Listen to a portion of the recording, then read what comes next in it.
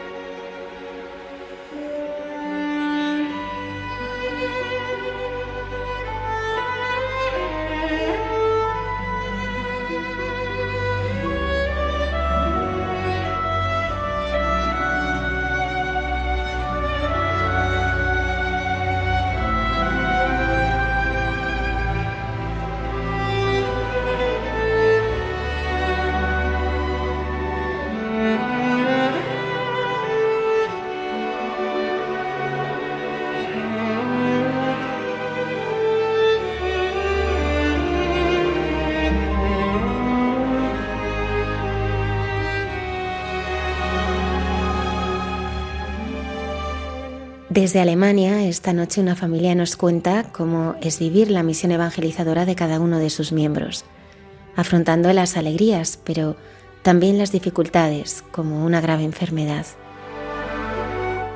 El padre Miguel Márquez nos lleva a la India para dejarnos sorprender por lo que está viviendo con las comunidades carmelitas allí. Cayetana Jairi Johnson nos explica los antiguos ritos funerarios que nos ayudan a entender lo que hoy celebramos. La hermana Carmen Pérez y José Manuel Palomeque dialogan sobre cómo Dios se hace visible en la historia. Buenas noches y bienvenidos a nuestro programa. Muchas gracias por acompañarnos.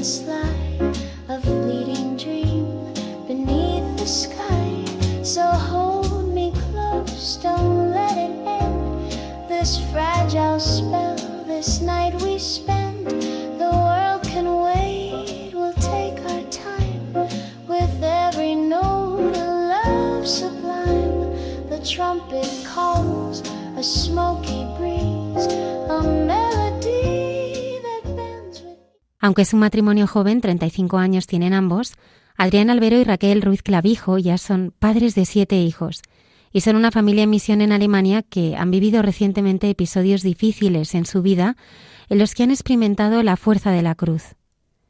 Esta noche nos acompañan para compartir con nosotros la obra grande que Dios, y de un modo especial a través de la Virgen, está haciendo en su vida.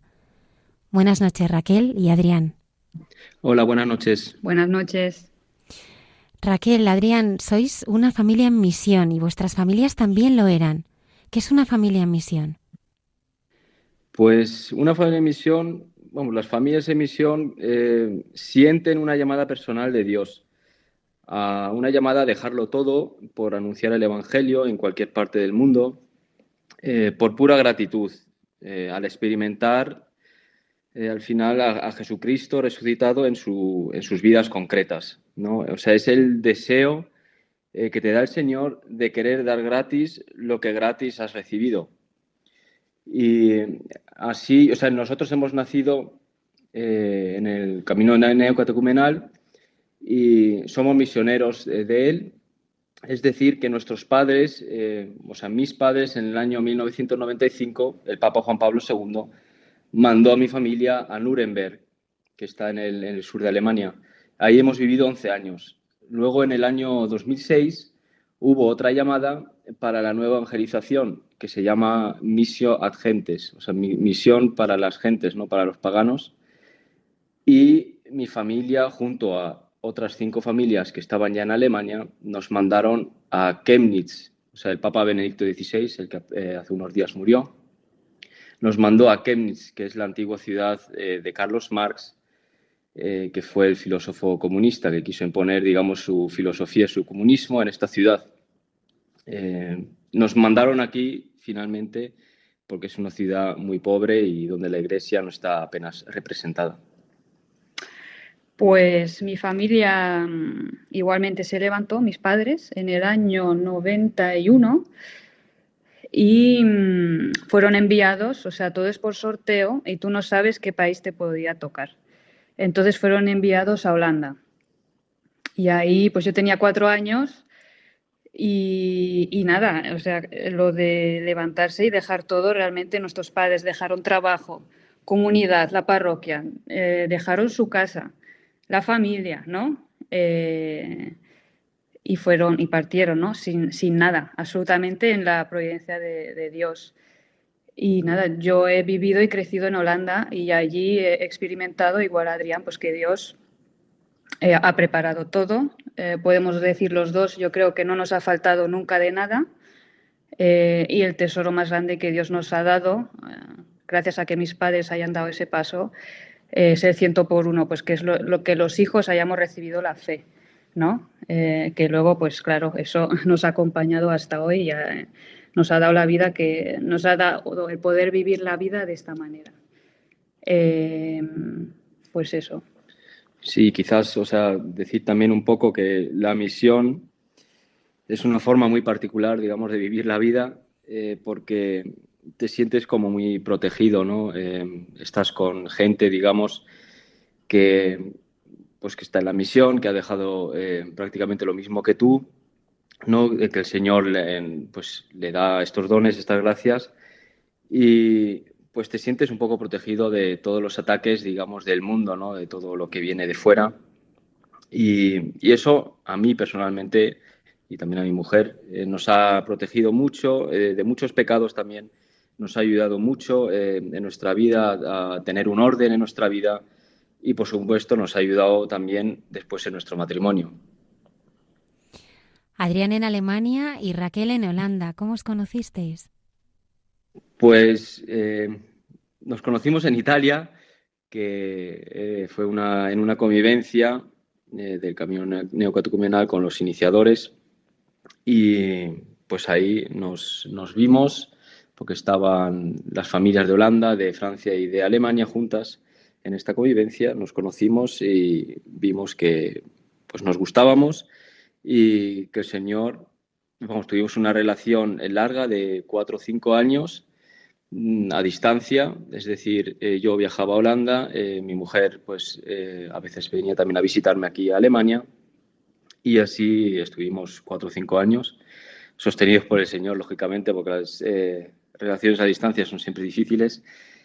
Pero sí, al final vimos que el Señor nos llamaba, ¿no?, para formar una familia, para casarnos, para poder ser un matrimonio cristiano, y es lo que pasó. En el año 2013, en agosto, nos casamos y decidimos vivir en Chemnitz, o sea, seguir la misión a la que el Señor nos había llamado ya de solteros, pues seguir como matrimonio. La decisión fue muy fácil porque yo tenía que terminar todavía el estudio y entonces ahí vimos que el Señor, pues sí, que era la voluntad del Señor, que Raquel viniera aquí a Chemnitz y siguiéramos aquí la misión. ¿Cómo es vivir allí vuestra labor evangelizadora? Sí, digamos que aquí pues vivimos una vida normal en una comunidad, ¿no? Muy importante, en una comunidad donde recibimos pues nuestro alimento, porque nuestra fe es pequeña y necesita ser alimentada por la palabra, por los hermanos también, ¿no? El compartir experiencia y por luego pues recibir los sacramentos, ¿no? Y nada, luego pues eso, Adrián trabaja, yo estoy con los niños y eso, pues una vida cotidiana, ¿no? Pero hacemos, lo que intentamos hacer es pues a veces salir a las calles, ¿no? Como misión, todo el grupo, ahí abrimos una palabra, algunos dan experiencias y la gente, y cantamos, tenemos nuestros cantos del camino neocatecumenal y la gente se va parando, va preguntando y ahí surgen muchas conversaciones, ¿no? Y luego, aparte de eso, pues en el día a día todos tenemos nuestros contactos, o sea, tenemos relaciones normales con nuestra vecina, con los niños, los padres de los niños del colegio, de la guardería, mi ginecólogo, toda esta gente que ve, o sea, no es que vamos ahí yo proclamando por las calles, no, esta gente ve que vivimos diferente y nos empiezan a preguntar, ¿no? Porque ven cosas que no es como ellos lo viven, ¿no? Pueden ser pues simplemente, o sea, ya el hecho de que yo, mi ginecólogo, claro, dice, pero tú, tantos hijos, ¿no? ¿Qué es esto? ¿Cómo es esto posible, no? Y ven que estamos tranquilos, que lo vivimos con serenidad. Todo esto, claro, porque Dios nos ayuda, ¿no? Y siempre que ha surgido la pregunta o lo que sea, hemos podido ahí pues dar testimonio, ¿no? Pues que somos cristianos y que nosotros vivimos una vida en la fe, ¿no? Y con Dios en nuestra vida. Y por eso nosotros pues podemos hacer todo. Y así, ¿no? Poco a poco la gente pues nos ve, va preguntando y se va acercando.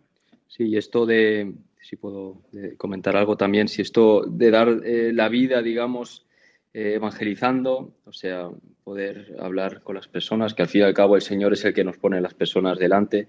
Nosotros apenas tenemos que hacer nada, no es muy importante.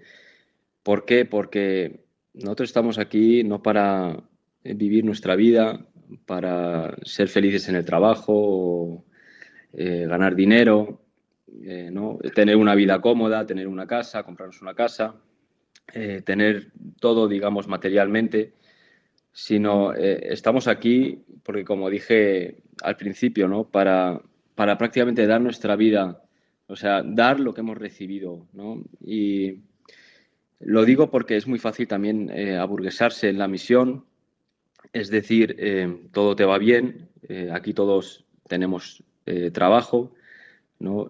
Algunos también pues tenemos casas, tenemos un buen coche, a veces tampoco hay muchos problemas y entonces empiezas, digamos, a aburguesarte, ¿no? Empieza a salir en ti, digamos, como esta parálisis que tenemos los seres humanos, ¿no? Esa incapacidad o el no querernos movernos del sitio porque estamos muy cómodos, ¿no? Y el Señor, o sea, yo cuando estoy en esta situación, que las hemos vivido, también nosotros perdemos el sentido de la misión, ¿no? O sea, y perdemos la alegría, digamos, de estar aquí, porque es cierto que estamos aquí para esta misión. Es decir, si estamos aquí para hacer nuestra vida, pues estamos muy perdidos, ¿no? Y eso de verdad lo sientes en tu interior y lo ve la gente, ¿no? Que estás triste, que no estás alegre.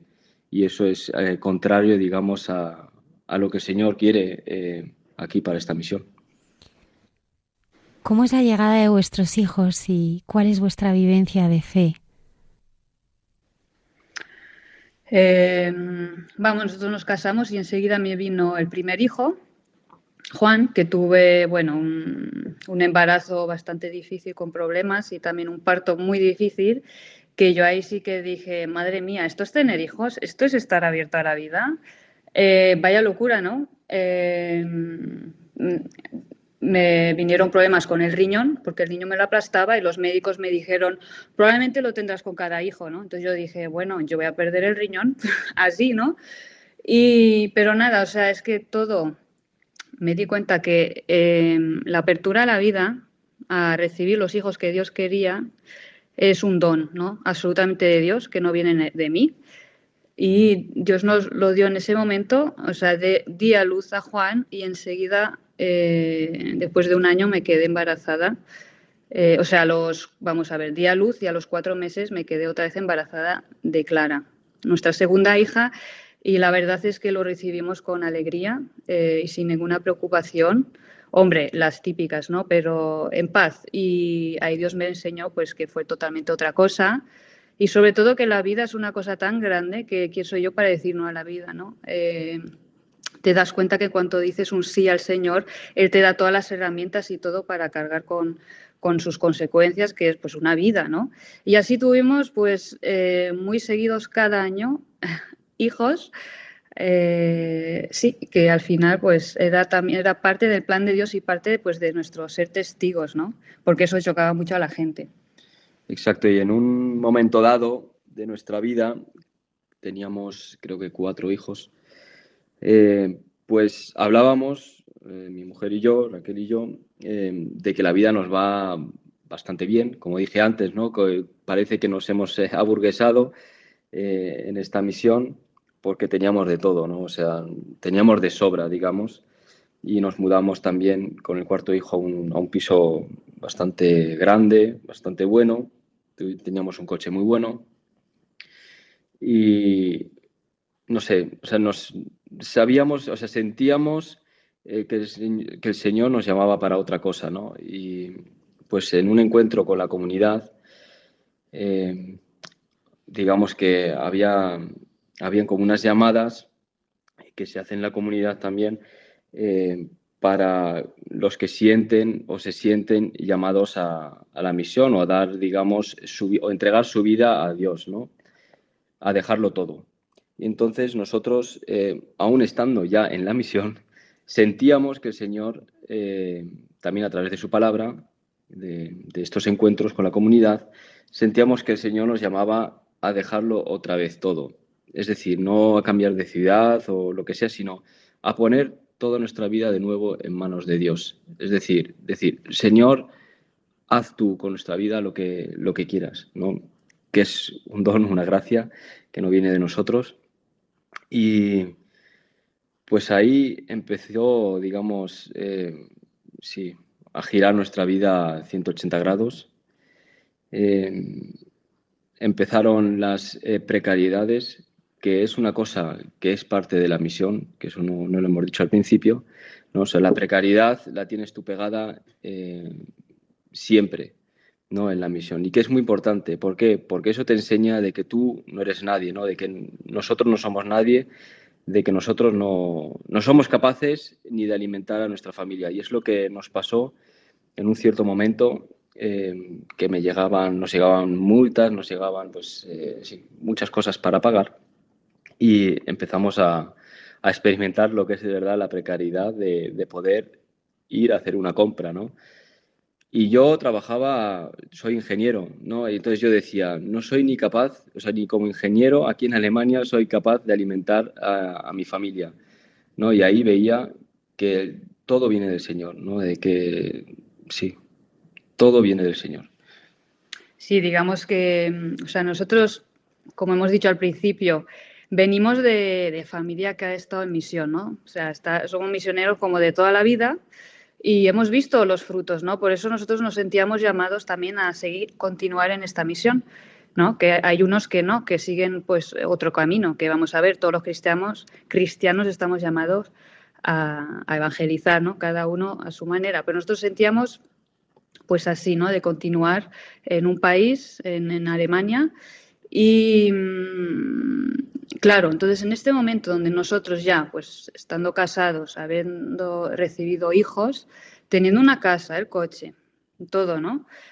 pues en ese momento sentir una gratitud, pero a la vez ahí también, en ese momento como que Dios te llama, igual que nos llamó a nuestros padres y nos dijo, has visto todo lo que os he dado, estáis dispuestos a todo esto dejarlo, aunque significa o sea, todo, dejar el país y todo. O sea, yo sí que sentí una llamada fuerte muy radical. Raquel, mira todo lo que te he dado, estás dispuesto a dejarlo todo por mí. Y entonces nos vinieron todas estas precariedades que fue el dinero, la casa, el coche y, ¿no? O sea, el de repente perder todo eso, pero o sea, de yo tener que contar monedas en mi casa para ver si puedo comprar pañales. O sea, fue de una manera muy, muy grave, pero y todo nos parecía muy extremo, ¿no? Además, nos quedamos sin casa. Fuimos a una casa providencial que era un lío muy grande también. Bueno, son historias que podíamos escribir un libro, pero Dios empezó a quitarnos muchas cosas, ¿no? Y esto nos ayudó mucho porque ahí, estos son los momentos donde empiezas a descubrir pues, que no tienes fe, ¿no? Pues eso, que estás agarrado a este mundo, que eso de moverte y tal, ¿no? Te empiezas a ver que tantas cosas son teorías, pero ponlas en práctica. A ver, ¿no? ¿Estás dispuesto tú por mí esto? Y te das cuenta que no, ¿no? Y que le necesitas y que le tienes que gritar y que de repente él te da la gracia y ahí es donde descubres pues que en medio de toda esa chapuza tú puedes estar tranquila y decir, mira, Señor, hazlo tú. Y esto pues fue muy bueno para nosotros como matrimonio y para, ¿no? Nos descolocó un poco, ¿no? De, vamos a ver, estáis en misión. Sí, para mí personalmente fue, o sea, un tiempo horrible, sinceramente, donde también caí al final en crisis, digamos, de fe, ¿no? Donde no entendía nada. O sea, decía el Señor, ¿qué estás haciendo con nuestra vida? No lo merecemos, ¿no? Te viene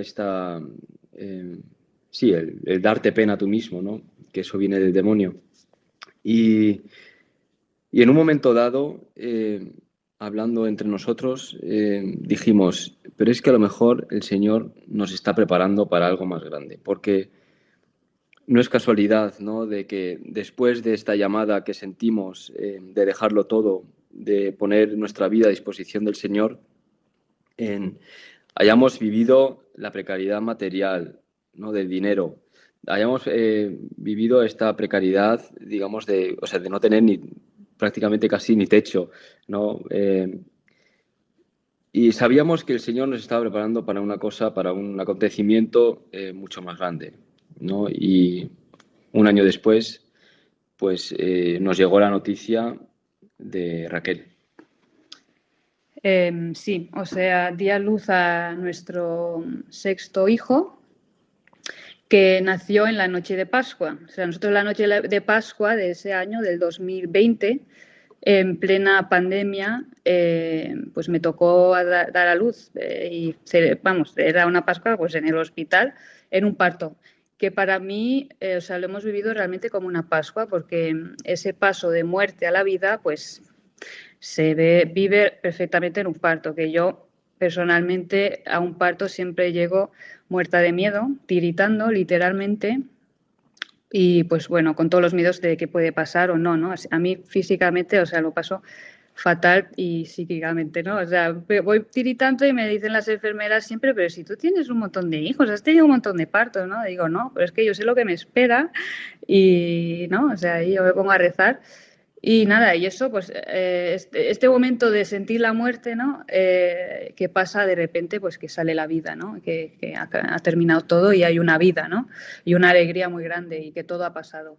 Pues así vimos la Pascua y fue bonito porque Pablo nació realmente salió de un golpe y mojó hasta a la Madrona y a Adrián. Realmente lo vi así como una Pascua, ¿no? Y eso, y lo vimos, pues eso, como un bautizo y también, pues, claro, al final también es una preparación para decirnos que nos estaba esperando una cruz justo después, pero que iba a empezar a terminar, pues, en resurrección, pues lo que es la Pascua, ¿no? Cada cruz como fin tiene la resurrección. Entonces, bueno, yo después del parto, yo ya durante el embarazo, los últimos poco antes del parto yo ya me sentía un bulto en el pecho. Entonces, pero no le hice mucho caso, gracias a Dios. Entonces, pues, después de dar a luz, me mira la matrona y me dice, la matrona no tiene buena pinta, vete enseguida al ginecólogo, ¿no? Entonces, 3 días después de dar a luz, me fui al ginecólogo, me hizo un control y enseguida me dijo, esto no tiene nada bueno, vete, y me consiguió enseguida una cita en el hospital y bueno, Dios, o sea, fue muy providencial porque enseguida me hicieron una prueba rapidísimo y una semana después del parto nos llegó la noticia pues de que me habían diagnosticado un cáncer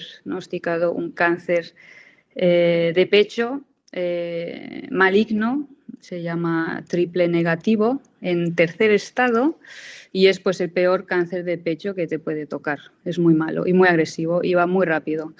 Entonces, claro, esto era el diagnóstico, ¿no?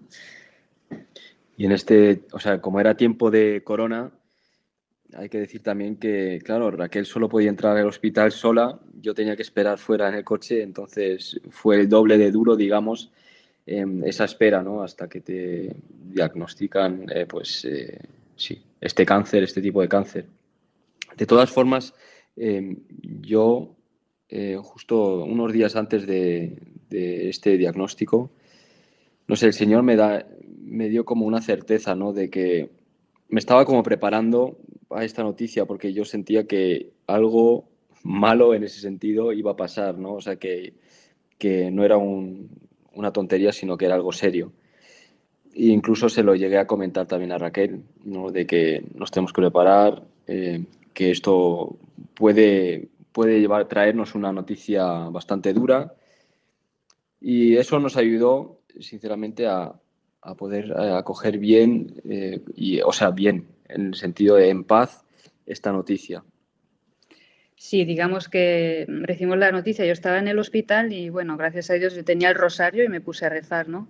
Porque me querían hacer luego otra prueba para confirmarlo, ¿no? Bueno, entonces esto fue como el día del diagnóstico. Y como dice Adrián, pues lo recibimos por pura gracia de Dios y misericordia, lo recibimos en paz, ¿no? Yo me acuerdo perfectamente del día y lo tuvimos que llamar a nuestros familiares, a nuestros padres y comunicárselo, ¿no? Y nosotros estábamos muy tranquilos y es que decíamos ya enseguida, mira, Dios nos ha dado ahora esta cruz y estamos seguros que Dios está con nosotros, lo sentimos ya y que Él nos va a ayudar, ¿no? En todo este proceso, que termine como termina, o sea, yo sabía ya, bueno, o sea, de repente se te presenta la muerte, ¿no? Delante de la puerta. Y eso que yo era joven, acababa de dar a luz y de repente, pues este diagnóstico que te cambia la vida, ¿no? En ese momento, obviamente, se te cae el mundo encima. Todo lo que, yo me acuerdo, ¿no? O sea, todo lo que para mí era importante cae, ya no tiene ninguna importancia, ¿no?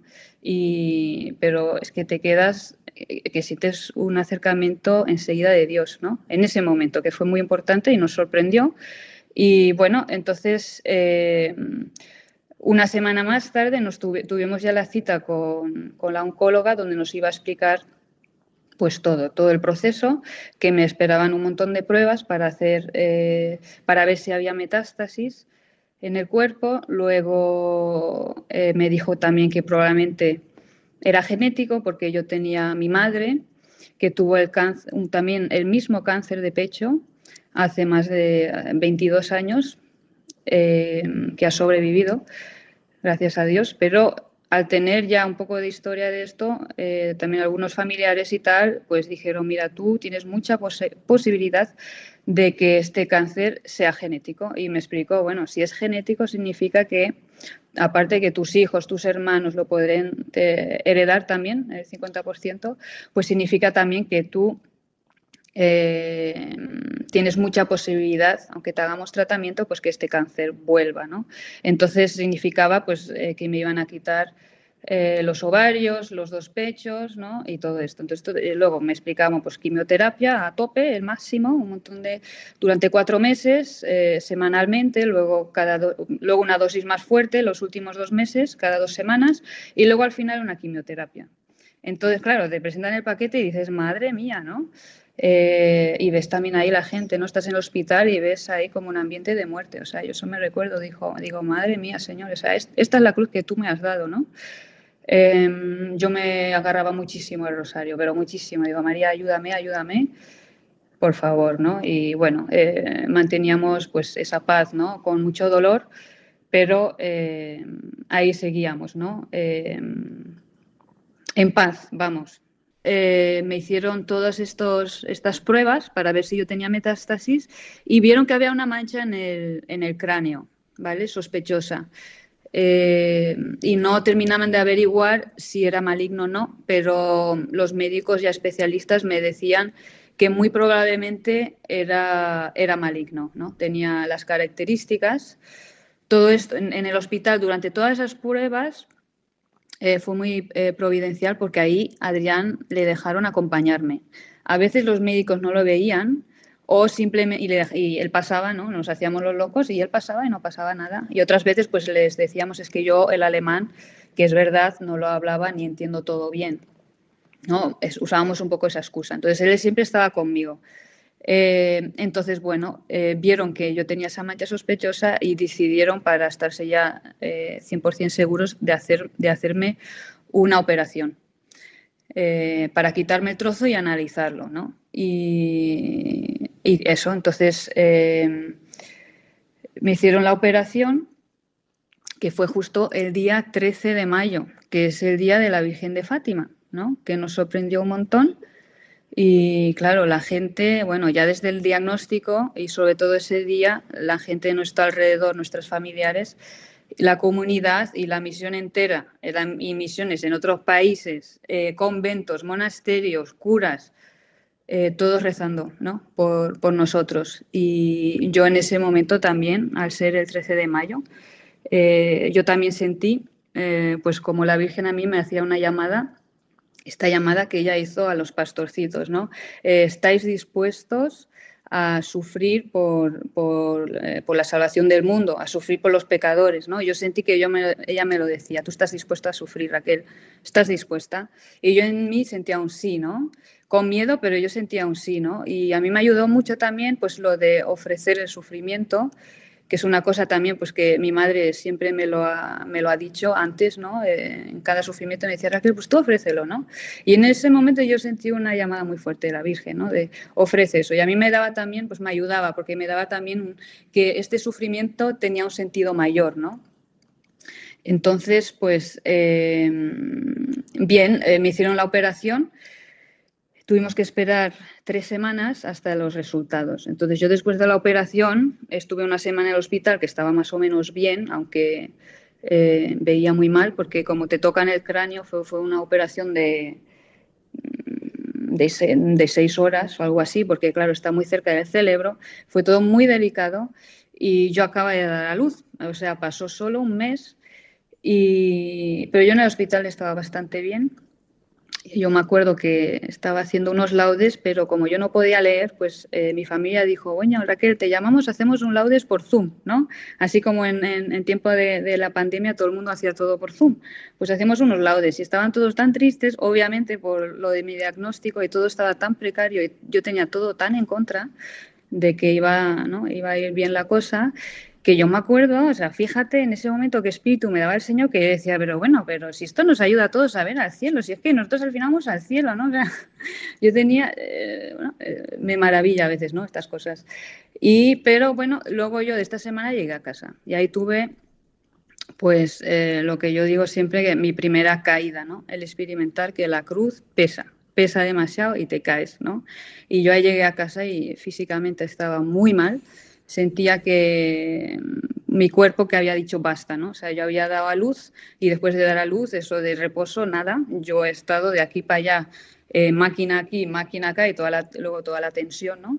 Y que en ese momento pues yo me derrumbé físicamente, estaba en la cama y tuvo que venir un médico porque yo cierro los ojos y me muero, ¿no? O sea, sentí como que mi cuerpo se había apagado. Y yo en ese momento pues también dije, Señor, tú me has dado una cruz que yo, pues con tu gracia he aceptado, pero esto es demasiado. O sea, esto de darme una cruz tan grande, ¿me lo podías haber dado más tarde? O cuando mis hijos estén un poco más mayor, o por lo menos que acabo de dar a luz, ¿sabes? Entonces yo así hablaba con el Señor y decía, ¿pero qué es esto, no? O sea, y como decía Adrián, ¿no? Antes también, yo esto no me lo merezco, ¿no? Esto es demasiado grande. ¿No? Eso de pues empezar a dudar del Señor, ¿no? Y ver que la cruz te pesa. Y bueno, yo creo que lo que me levantó fue sobre todo, pues estoy segurísima, pues todas las oraciones de la gente, ¿no? Tanta gente que rezaba por nosotros, ¿no? Y ahí te das cuenta también de la importancia de que cuando sufrimos, pues no estamos solos, porque claro que no estamos solos porque está Dios, ¿no?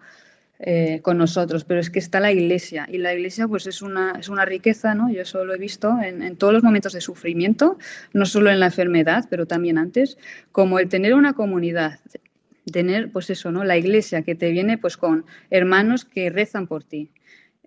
Los sacramentos, ¿no? Que realmente los sacramentos es que te transforman y yo lo he vivido, ¿no? A mí me daban o sea, en este tiempo de pandemia, donde por lo menos donde estábamos nosotros no se podía recibir la comunión, pues se encargaron, nosotros tenemos 2 curas en la misión, uno polaco y teníamos en ese momento también a Gustavo, un chileno, pues decidieron que Gustavo fuese el encargado de llevarnos cada día la comunión. Entonces yo ahí recibí cada día la comunión, ¿no? Que fue un regalazo enorme. También tuvimos un montón de Eucaristías, la unción de enfermos, cada vez que yo tenía una operación, confesión general, o sea, una abundancia de que esto nos ayudaba un montón. Yo me sentía como en un colchón, ¿no? Entonces, bueno, nada, después de estas 3 semanas de espera, pues, bueno, y aparte también decir que nos ayudó mucho también nuestras familias, ¿no?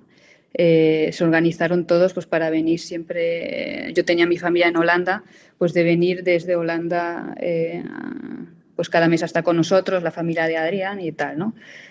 Sí, aquí a lo mejor puedo adjuntar algunas cosas, porque claro, yo en este tiempo, o sea, Raquel era la paciente, digamos, la que tenía el cáncer, la enferma, y yo, claro, pero la vida seguía, continuaba, ¿no? Es decir, teníamos los 6 niños en casa.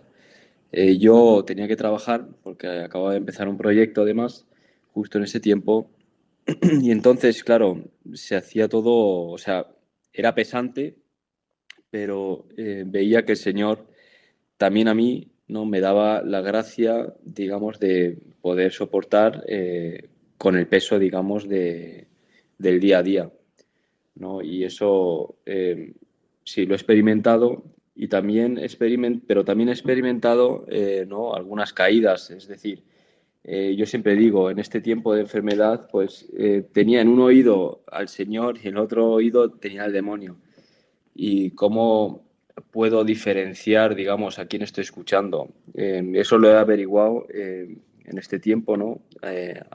Al ver cómo he actuado yo, digamos, en este tiempo de enfermedad, ¿no? Que yo cuando escucho al Señor, pues soy capaz, o sea, el Señor me hace capaz de dar la vida sin murmurar. Es decir, de ocuparme de la casa, ocuparme de los niños, de trabajar, de hacer todo sin murmuración, ¿no? Sin embargo, si escucho al demonio, veo que entro en esta autocompasión, es decir, el darme pena, ¿no? A mí mismo, decir, joder, pobre de ti, Adrián, lo que estás pasando. Sí, tu mujer está enferma, pero a ti te ha tocado el trozo más gordo, digamos, de sostener aquí a la familia, ¿no? Y ahí pues empezaba a murmurar, ¿no? De todo, ¿no? Del Señor, sí, de cómo estaban las cosas, incluso pues también de mi mujer, ¿no? De decirle, oye, ya basta, no estoy aquí haciendo todo. Entonces ahí es en eso, sí, esa es la experiencia o sea, mía personal, para no esconder nada, ¿no? Porque al final, o sea, como hemos dicho al principio, no somos nadie. Esta experiencia es para dar gloria a Dios y es muy importante decirlo, ¿no? Porque sí, veis o escucháis que yo no soy nadie, que soy un pobre pecador como cualquiera o peor, ¿no?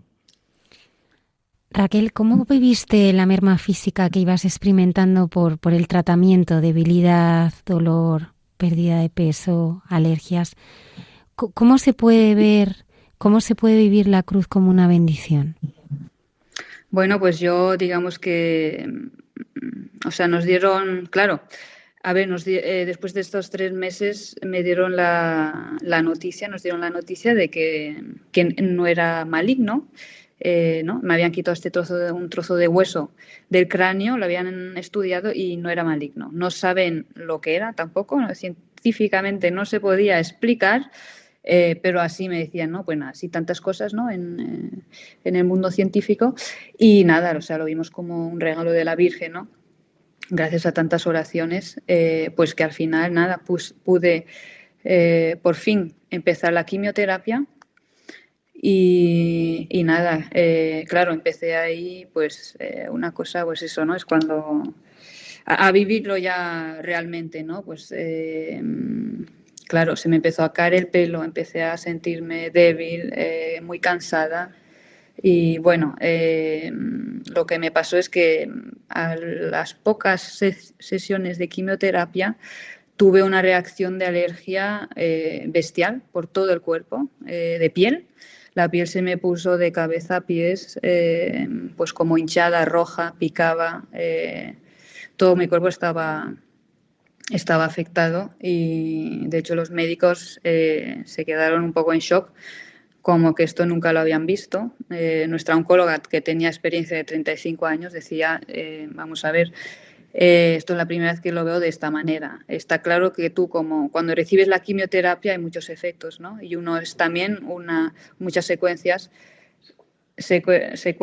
y una de ellas es pues que te viene una alergia en la piel, pero no de esta manera, ¿no? Me ha dicho que esto era un caso pues fuera de lo normal y bueno, pues ahí yo experimenté mi segunda caída, que fue muy fuerte, o sea, yo allí tuve que ser ingresada, se tuvo que parar la quimio para ser tratada, no sabían primero cómo hacerlo, fueron 2 semanas para mí de tortura porque me picaba, yo no podía dormir, no me podía sentar, estar de pie, no podía estar quieta, parecía yo, no sé. Y mi marido, Adrián, es que no me podía ver, dice, o sea, fue realmente, me sentía ahí un Cristo. Y ahí pues estuve en el hospital y tuve mi caída, ¿no? Porque también me costaba mucho dejar otra vez a los hijos, dejar a mi hijo Pablo, que eso también lo tengo que decir, fue un sufrimiento, dejar siempre a Pablo en manos pues de mis hermanas, ¿no? O sea, de otros que le cuidasen y no yo, un niño recién nacido, pues lo que quiere su madre realmente es que esté con él, ¿no? Conmigo. Y esto me costó, o sea, era otro sufrimiento más, ¿no? Y yo ahí pues le grité al Señor, ¿no? Dije, Señor, o sea, tú me has dado una cruz que con tu gracia he acogido, pero me estás poniendo piedras para que me pese más, ¿no? Y, o sea, yo no soy, me acuerdo, ¿no? Que yo le gritaba, yo no, en mi interior, pues estaba en el hospital, yo no soy tu hijo Jesucristo. Yo me sentía un Cristo. Y decía, pero vamos a ver, a la izquierda tengo este tumor, que todavía estaba ahí, me hacía daño, era un tumor que a mí me hacía daño.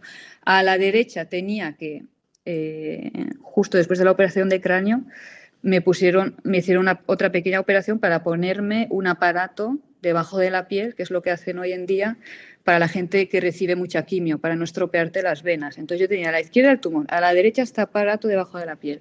En la cabeza una cicatriz fresca de 10 centímetros y luego toda esta alergia por todo el cuerpo, ¿no? Entonces yo me sentía un Cristo, que yo decía, Señor, ¿qué es esto, no? O sea, yo ahora mismo no veo tu amor, y es demasiado, esto es demasiado, ¿no? Entonces, claro, en ese momento puedo decir realmente que Dios es muy bueno porque me mandó otra vez algo para yo poder levantarme. Era un sábado y ese día pues nuestra comunidad hizo una Eucaristía por Zoom y yo participé con la cámara apagada, pero escuché todo, recibí todo, ¿no? Y ahí recibí pues la palabra, que era el Evangelio, que hablaba de mirar en la historia, ¿no? O sea, a mí Dios me estaba diciendo, ¿has visto la historia? Mira en tu historia. Yo siempre he estado allí y yo siempre he sido bueno contigo. Siempre he hecho todo bien. Tú lo has visto, ¿no? Y yo soy ese Dios y yo soy lo soy hoy y lo seré mañana, ¿no? Y esto me ayudó mucho a levantarme otra vez, ¿no? Y yo ahí también, ¿no? Ahí me dio esa seguridad y fíjate que era por Zoom, de que Dios estaba conmigo, ¿no? Para adelante, ¿no? Yo esto no te lo he dado para machacarte. Entonces, yo ahí también he podido experimentar pues, que la cruz, cuando nos caemos, no es que sea porque pese demasiado, sino ya es el momento donde ya no queremos esa cruz. Empezamos a desconfiar del Señor y a pensar, bueno, este a mí no me quiere, porque ¿cómo me puede querer siendo una madre joven con 6 hijos, mandarme una cruz así tan grande, ¿no? Esto es amor. Señor, tú me quieres, ¿no? Y ahí empiezas a desconfiar y ahí es cuando te pesa, ¿no? Porque ya no confías en Él. Pero Dios es muy bueno y siempre, pues, ¿no? Si tú te abres a su mano, porque Él te la extiende, pues Él te ayuda otra vez a levantarte, ¿no? Y aquí, pues, nada, me empezaron a tratar por cortisona y poco a poco se me fue la alergia y vieron que pude continuar con la quimio, porque esto fue otra cosa. Me dijeron, si esto te provoca la quimio, no te vamos a poder dar más quimio. Y yo no tenía otra alternativa de quimio. O sea, entonces, pero gracias a Dios la cortisona funcionó hasta casi irse todo y pude continuar con la quimioterapia. Entonces, pasaron las semanas, yo seguía con la quimio, empecé a perder el pelo, empecé a perder...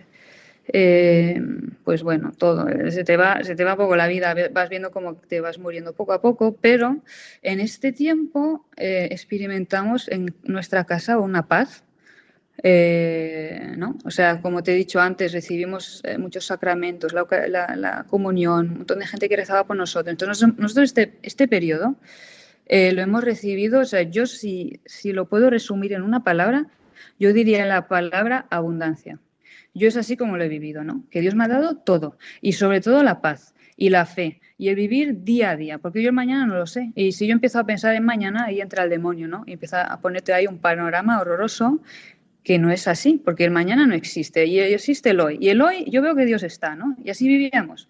Y nos ayudó un montón, ¿no? O sea, nosotros estábamos en paz, estábamos hasta más alegres. O sea, teníamos una alegría en casa con los niños también y todo, que son pequeños, pero sabían, rezaban por mí, ¿no? Sabían que mamá estaba enferma, porque mamá iba siempre al hospital, ¿no?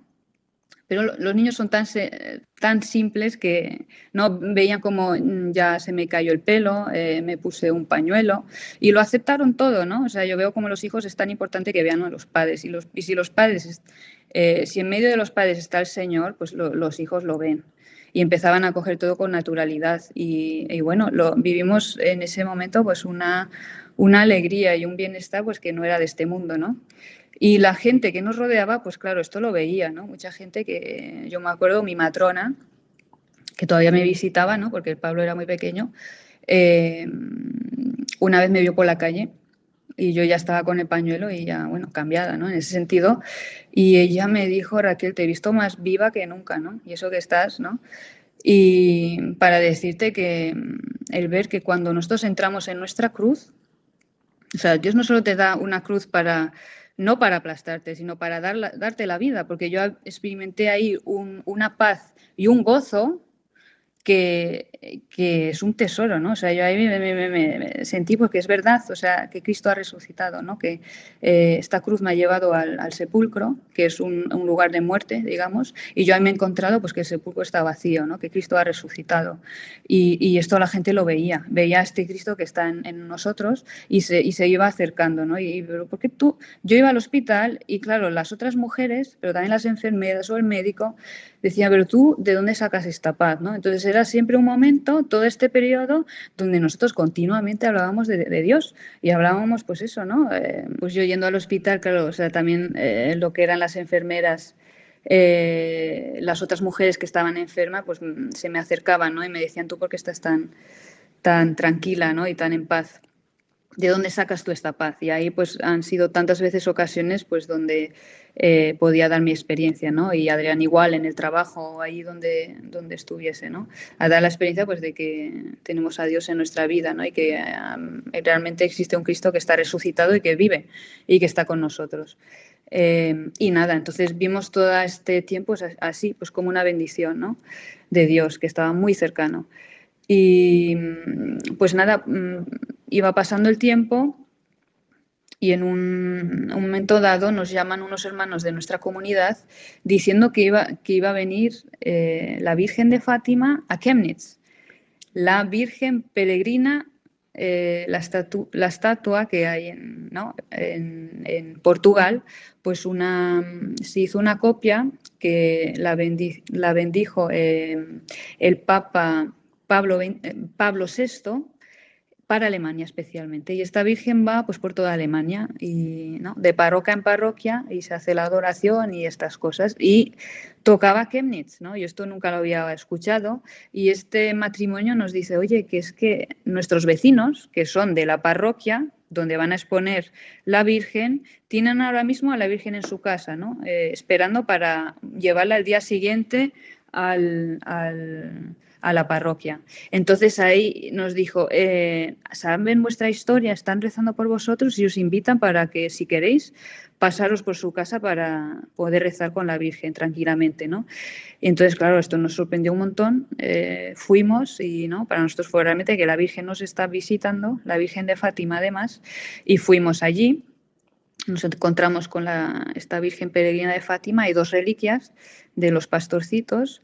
Y nada, pues ahí nos pusimos a rezar, ofrecimos todos nuestros sufrimientos, especialmente por la misión, y les pedimos también pues que si Dios quisiera, que si Dios quiere, pues que por mi curación, ¿no?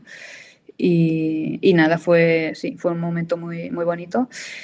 Y nada, yo de esto pues seguimos otra vez con la quimio y tal, hasta en un momento dado, pues que pasaron solo 2 semanas después de este encuentro, me hicieron una prueba para ver qué tal andaba el tumor y vieron que el tumor había desaparecido, que ya no vieron nada. O sea, esta mujer que me controló se quedó un poco chocada, que yo pensé, ¿qué estás viendo? Que tienes cara de shock, y me dijo, es que no hay nada, ¿no? Y sí, estaba maravillada porque obviamente puede pasar, pero claro, yo estaba yo a mitad de mi terapia, ¿no? Me quedaba todavía la otra mitad y ya había pasado esto.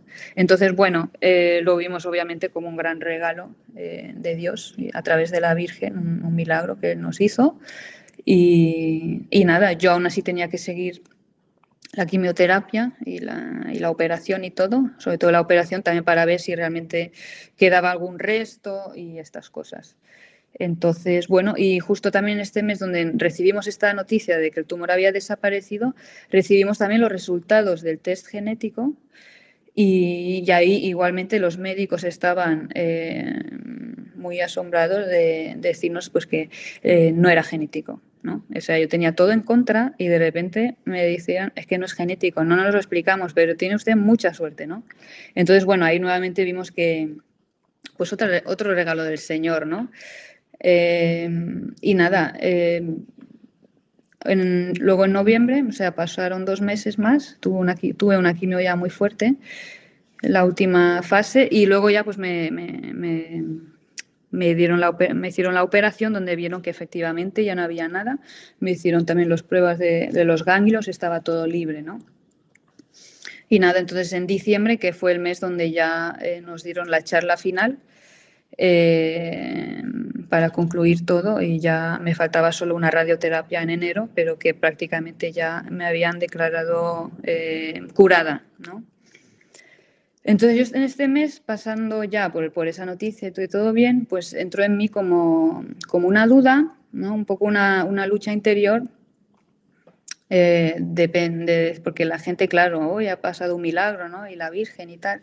Y yo en mí empezó a surgir una duda, ¿no? Que yo le tuve que preguntar a la Virgen, madre mía, si esto ha sido un milagro, confírmamelo, ¿no? Dame una señal, porque yo no quiero...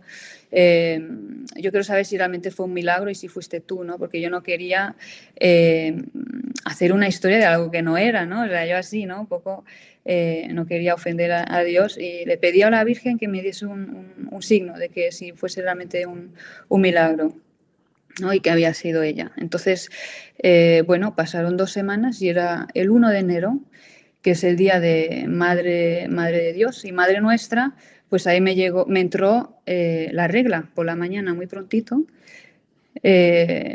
Y claro, esto porque fue un signo muy fuerte, pues porque en esta charla también en diciembre con los médicos me dijeron que, claro, a mí por la quimioterapia se me cortó completamente la regla y en esta última charla me dijeron que probablemente no me iba a volver, que ya he recibido la quimio máxima, que lo de tener hijos ya iba a ser muy difícil, pero bueno, al ser joven quizás en un par de años me podría volver y quizás podía tener hijos, que yo en ese sentido estaba muy en paz, o sea, a mí Dios si me da hijos muy bien y si no, pues ya está, ¿no?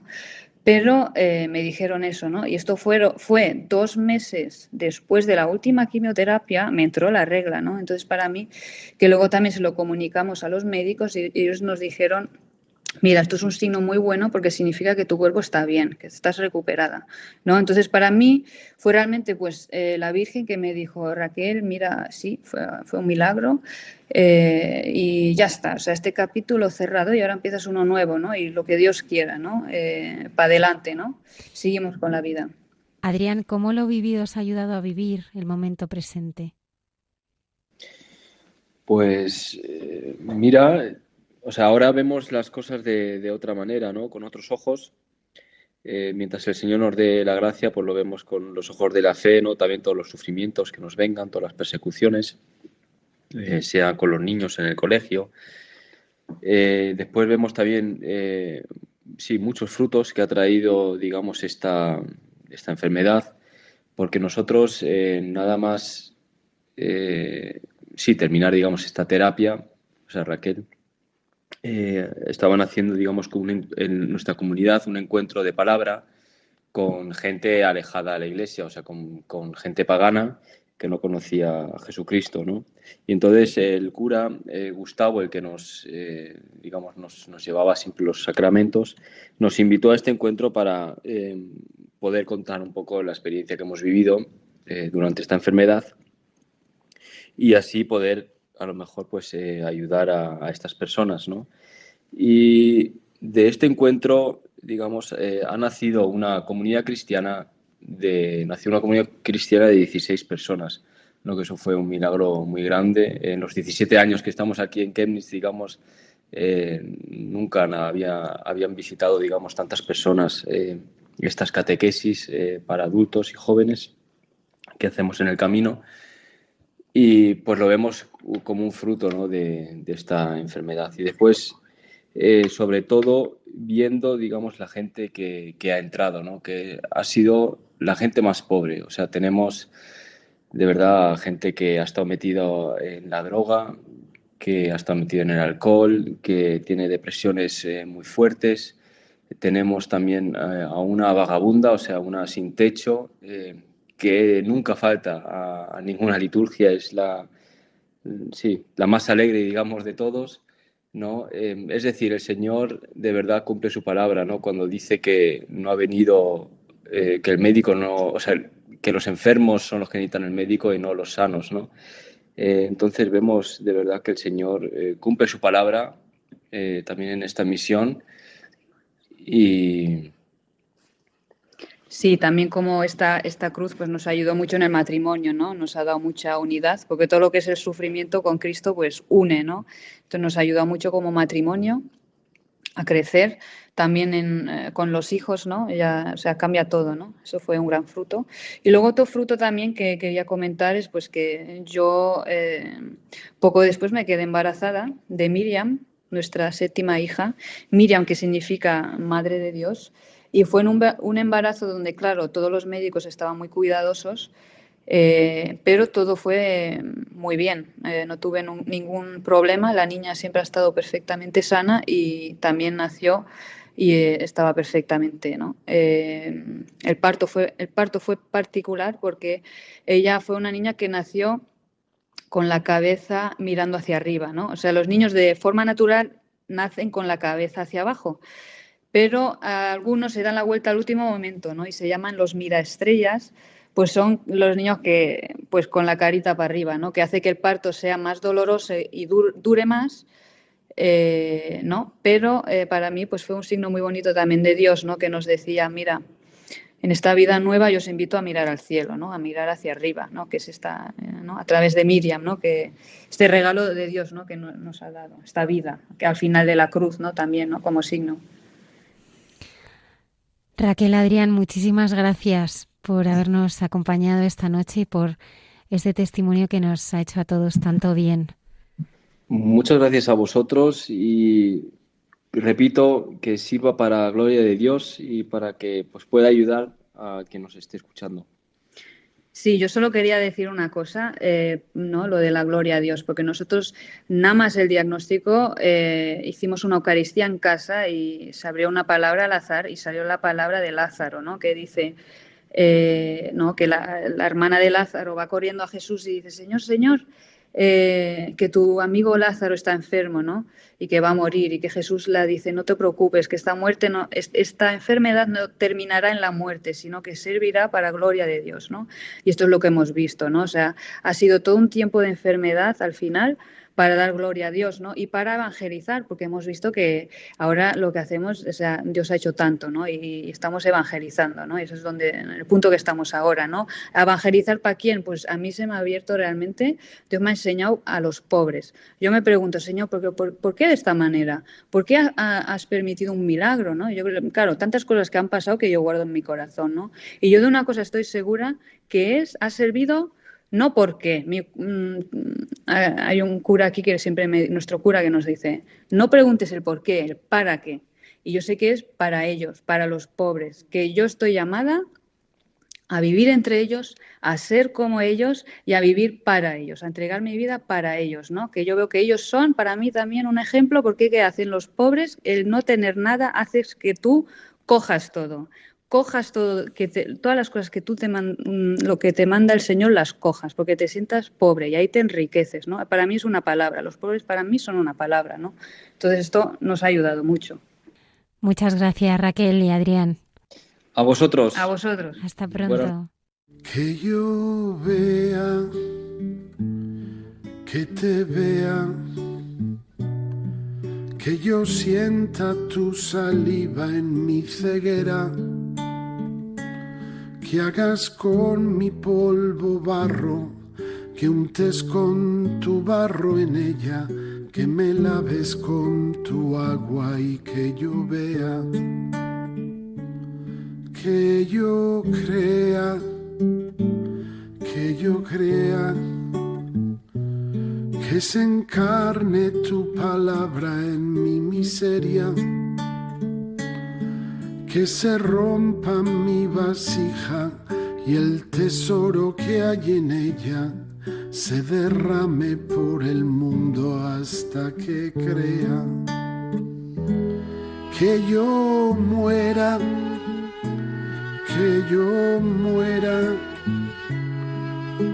que tú vivas otra vida en esta tierra,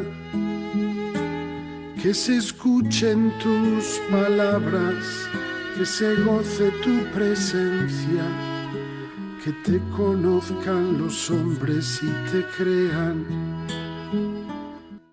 El padre Miguel Márquez nos lleva a Kerala, en la India, para dejarnos sorprender por lo que está viviendo allí con las comunidades carmelitas. En Dios nos hace guiños.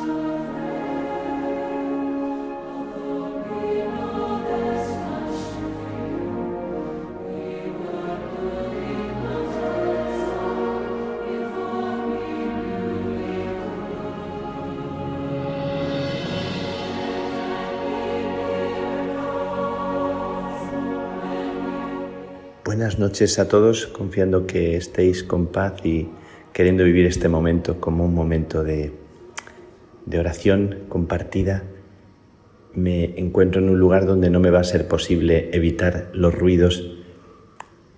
Siento tantos pájaros, sonidos tan bonitos y tan originales de distintos pájaros alrededor, y seguramente muchos otros sonidos también de gente. Estoy en Kochi o Cochin, al suroeste de la India, apuntando ya hacia Sri Lanka,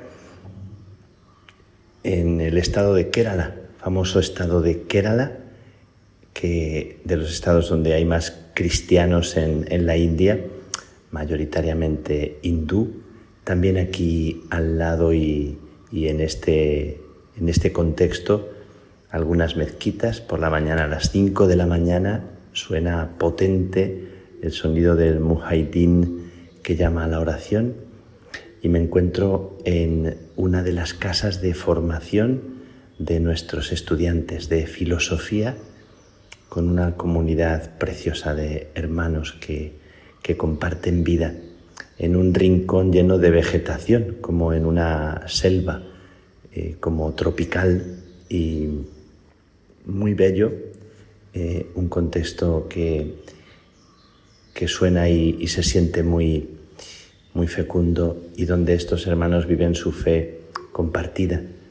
En una casa de formación donde también hay otros hermanos de otras congregaciones, porque hay un norbertino y hay unos cuantos hermanos también carmelitas, calzados, llamamos, o de la antigua observancia, y una comunidad de hermanos y de padres que acompañan este centro de estudios de filosofía. Estoy haciendo esta visita en estos días por distintas casas, por distintos lugares, en este contexto de la India, una fe descalza.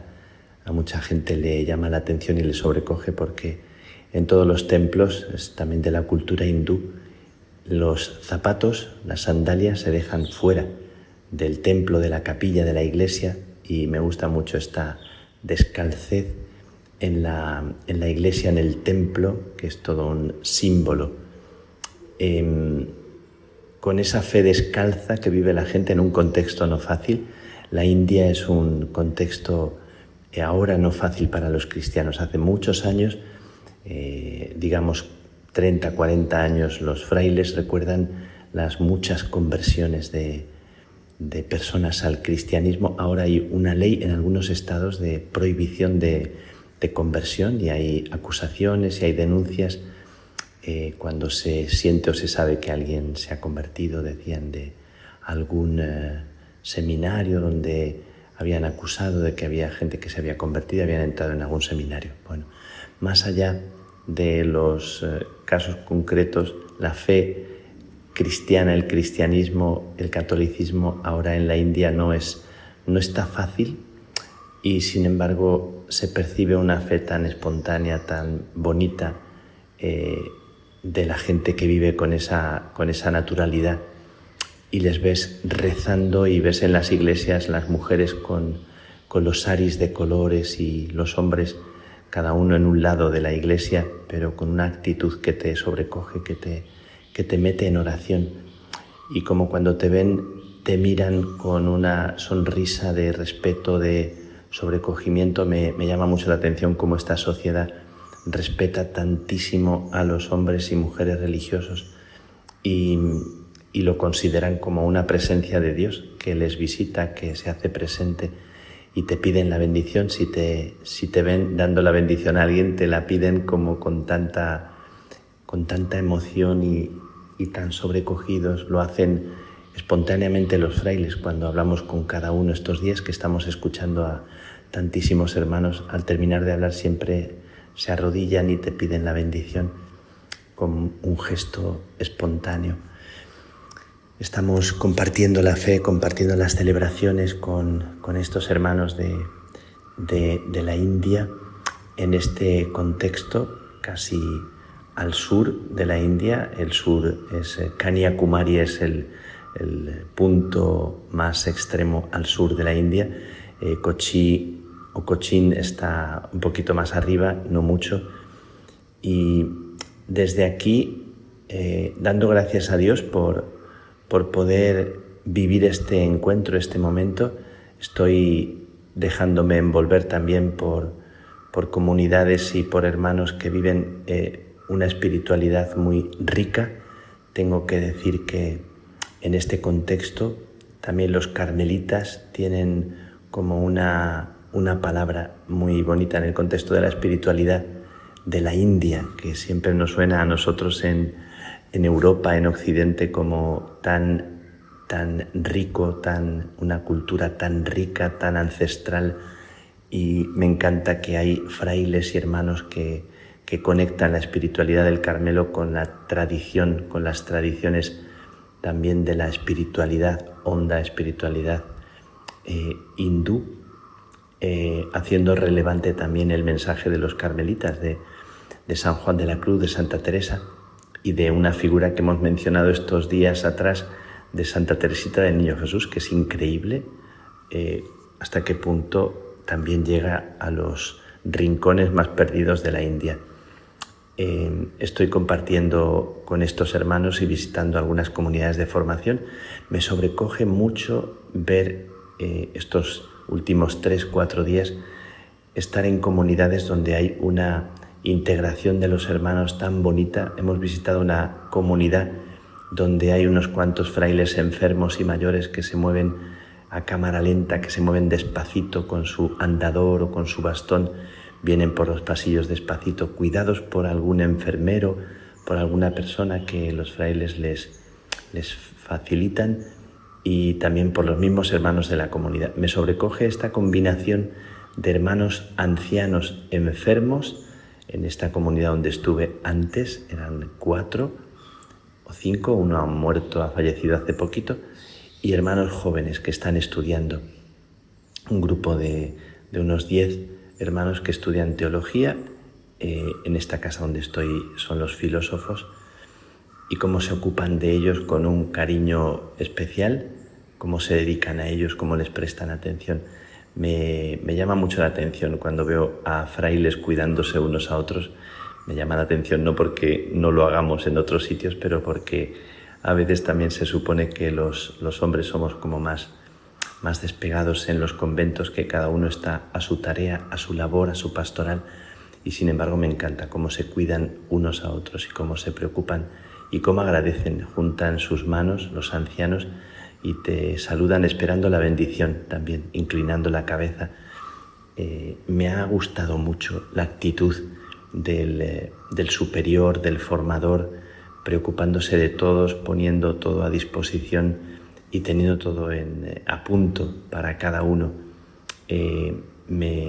Me llama mucho la atención cómo nos cuidan y cómo nos reciben en cada casa con la comida que ellos suponen que nos gusta. Por cierto, estos días le pedían a unas monjas italianas, a unas monjas que son de origen italiano y que saben cocinar pasta y cosas más occidentales, como para darnos gusto. Todos los días en la mesa había productos y comida italiana o europea para que nos sintiéramos en casa, y también la comida de la India con muchas cosas que han ido proveyendo para que nos sintiéramos a gusto. Me gusta mucho esta actitud, esta acogida de los hermanos, del superior, del formador.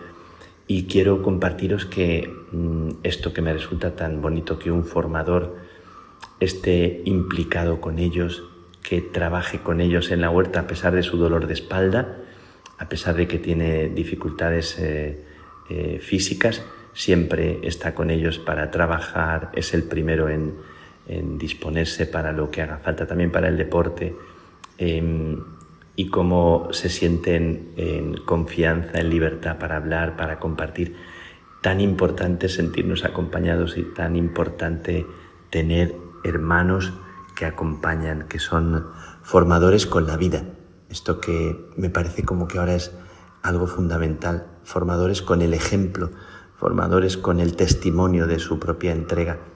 Esto me ha pasado en las 2 últimas comunidades, donde he visto un formador y un superior que se ocupan de los hermanos y de los cuales, también esto muy sorprendente y sobrecogedor, los hermanos más mayores, más ancianos, solo tienen palabras de agradecimiento. Bueno, esto no es nada frecuente porque los ancianos siempre tienen alguna cosita, alguna cosa que a lo mejor les resulta que se debería mejorar, pero en este caso me ha sorprendido y es una satisfacción. Y en esta comunidad en la que estoy, en este bosque, en este lugar lleno de una vegetación fantástica, con estos animales y pájaros que seguramente se oyen ahora, encuentro que la vegetación interior de la casa, que la acogida, el trabajo mutuo y la integración de los padres más mayores, algunos llevan aquí como cerca de 30 años, en una escuela de filosofía donde vienen estudiantes de varios lugares. Me gusta mucho esta integración, este respeto mutuo, esta actitud entre unos y otros, ¿no? Que es como muy reconfortante para mí, como padre de la orden, como hermano. Me resulta muy bonito que nos cuidemos, que haya una comunidad en la que las personas se cuidan, se sostienen y se respetan con las diferencias que hay, que evidentes de carácter y de tantas otras formas. Y sin embargo, en esa interacción donde un hermano que lleva aquí 30 años nos decía que nunca había visto un formador que se ocupara al 100% de los hermanos, que estuviera tan pendiente y que ellos le sintieran tan padre, tan cercano, tan en confianza. Bueno, esto me emociona mucho poder decir esto, pensando en todas las comunidades de religiosos, de religiosas o en todos nuestros espacios donde tenemos comunidades, grupos, personas que trabajan juntas, como este respeto realmente ayuda a que las personas se sientan únicas y se sientan especiales.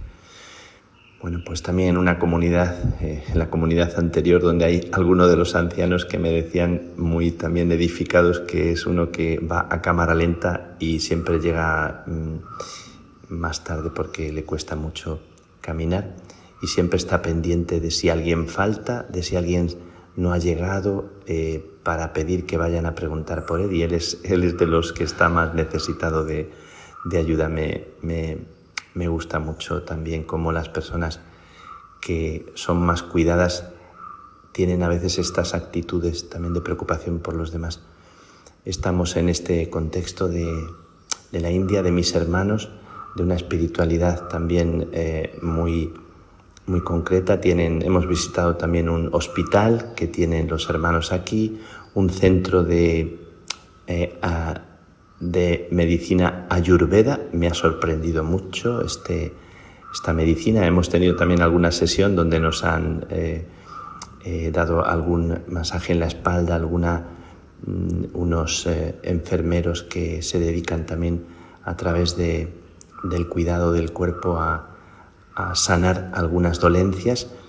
Hemos estado también en un centro de retiro para la gente que viene a retirarse, a hacer oración.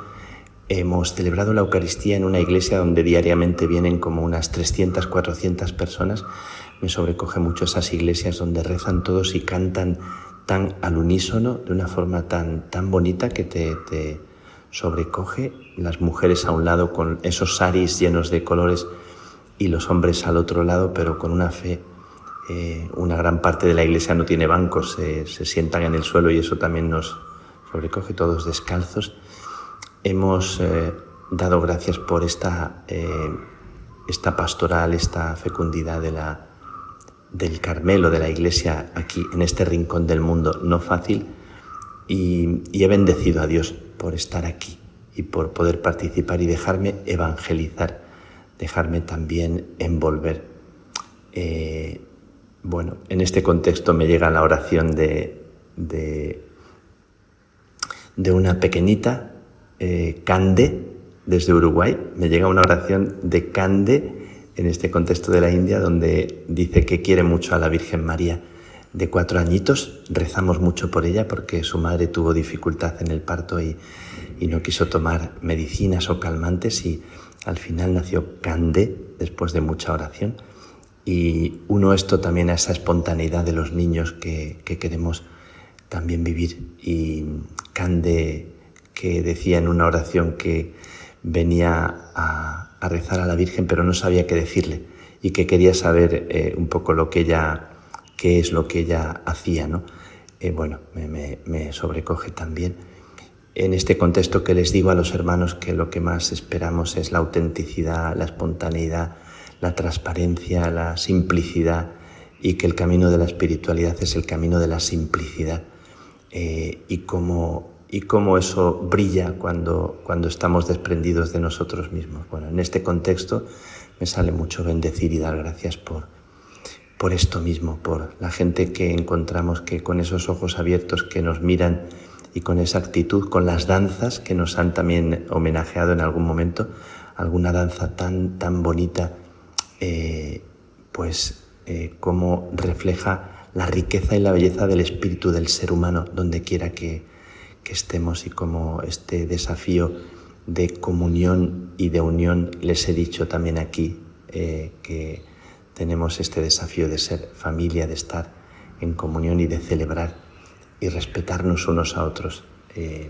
Pido para vosotros y para mí esta simplicidad del corazón, esa oración de Candé, la pequeñita que me enamora, y le pido al Señor que os bendiga, que os regale esa paz, con este sonido de los pájaros alrededor, que también son un mensaje para todos nosotros, invitándonos a poner en el Señor todo lo que nos agobia y nos pesa para no dejar de vivir este momento presente como una gracia, como un don de Dios. Y que la bendición de Dios Todopoderoso, Padre, Hijo y Espíritu Santo, descienda sobre vosotros, sobre ti, y te acompañe siempre.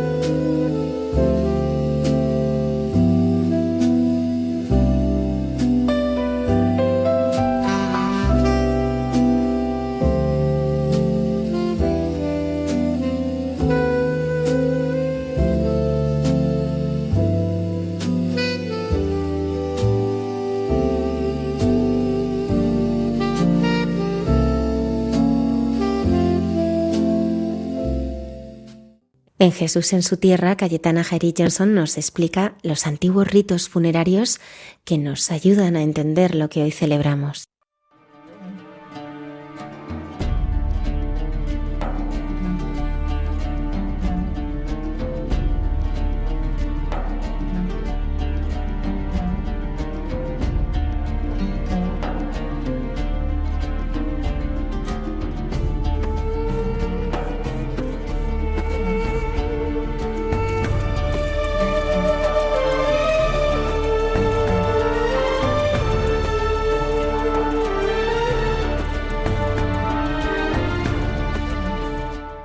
Buenas noches de paz y bien, queridos amigos de esta sección llamada Jesús en su tierra de Radio María.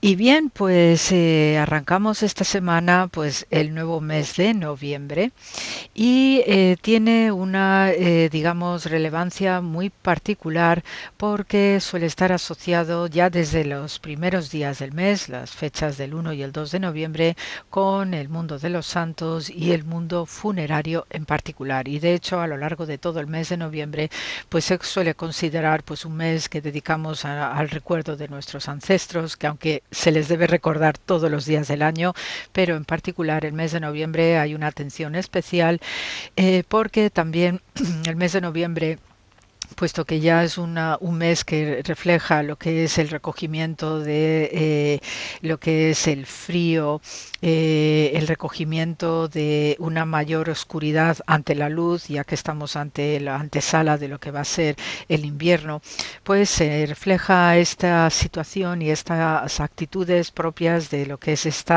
este periodo de otoñal invernal, de recogimiento, de soledad, de estabulación de animales. Se recogen también las últimas cosechas y haya una preparación y ese guardarse en las despensas de las familias el alimento que va a sostener habitualmente a lo largo del invierno.